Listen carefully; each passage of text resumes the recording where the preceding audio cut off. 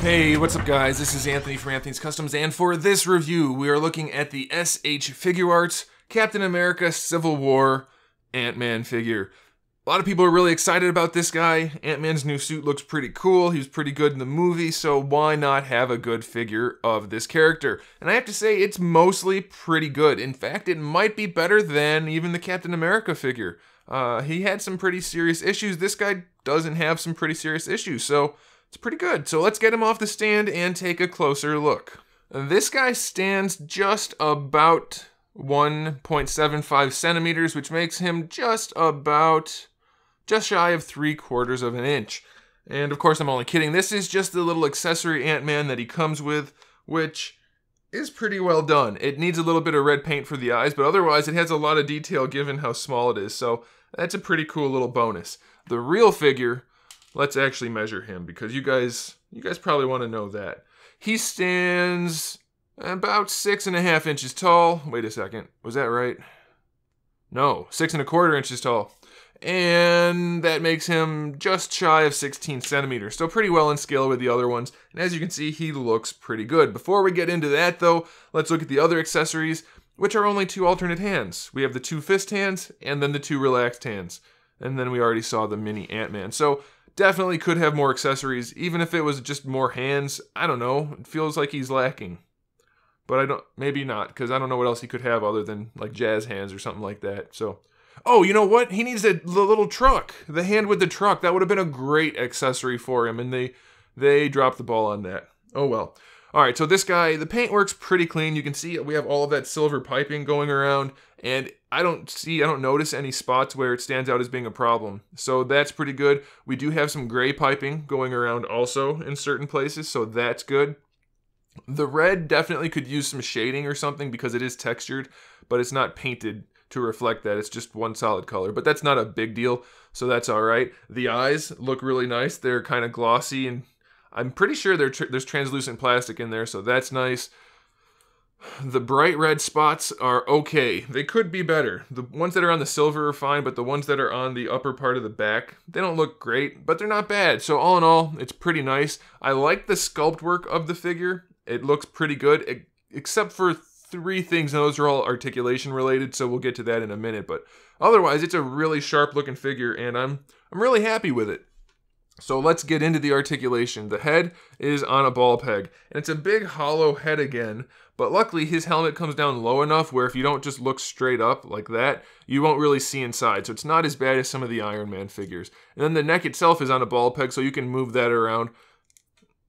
In the end, you're going to be able to move the head pretty much however you want to, and it'll be just fine. Now the shoulders are on a ball peg and a butterfly joint. So the butterfly can pull out some. This one doesn't want to stay out. I guess it's just stuck. This one works the way it's supposed to. So the butterfly joint's nice, the ball peg's nice, and then we have the shoulder. So I'm not sure why they did this, because he doesn't have shoulder pads, so they could have just left the sculpt. They could have just sculpted this whole piece to look like the whole shoulder instead of adding this flap. I'm not sure why they did that. It's not a terrible thing, especially when the arm's just down. It looks okay. Except it looks a lot like a shoulder pad rather than just being part of the shoulder. But it is hinged individually, so you bring the arm up and it just goes with it. But it's a lot bigger than the rest of the arm, so it ends up looking like a shoulder pad. So it's a little strange. It's not a big deal, but it is something to consider. I'm not sure why they did that. It's just kind of odd. Not a big deal. We have our bicep swivel, so that works just fine. Double jointed elbow works just fine, but the way they did the elbow, I'm not sure why there's like a sticking out pad there. Again, it should just be sculpted into the articulation. I don't get that. If that was just sculpted in, so it was basically just pushed up into there, it would look perfect. So I'm not sure why they did that. It's a little odd. And then for the wrists, we have a ball hinge like you've seen on all of the, not all of them, maybe all of them, the Dragon Ball figures. Whatever, it's a ball hinge. You guys get the idea. For the torso, it's kind of unique. We have a hinge that brings the whole thing back and the whole thing forward, and it has pretty good range. It leans pretty far back and then pretty far forward. You do get some gapping when you do that, but that's only if you go all the way. And then that's the bottom part. The top part's just a standard ball peg, so it can lean side to side, can lean forward and back on top of that hinge, and of course it can rotate around. So that's pretty good, as long as you don't go to the full maximum, you're not going to see inside, so that's all right. Then we have a ball peg for the lower torso. It can lean a little bit side to side, a little bit forward and back, and it can rotate a little bit also. So that's fine. For the hips, we have a hinged ball peg. So they go up if you want them to, or you can pull them down. Then we can move around on that ball peg. It does throw the leg off at a bit of an angle, but it's not too bad.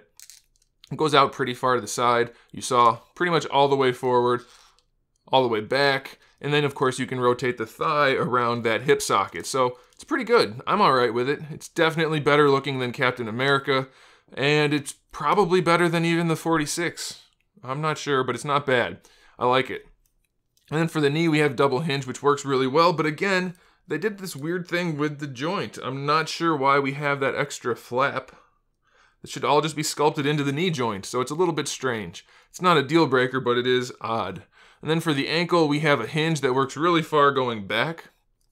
It works far enough going forward. And then we have a true ankle rocker, which is really nice. And then these pant pieces, which are actually parts of his boots, they're flexible, so that's a good thing. And you can rotate the foot if you want to, but you probably don't want to because the human body doesn't really have that articulation. And we have a toe hinge, which is kind of floppy, but it does look good, so that's a good thing.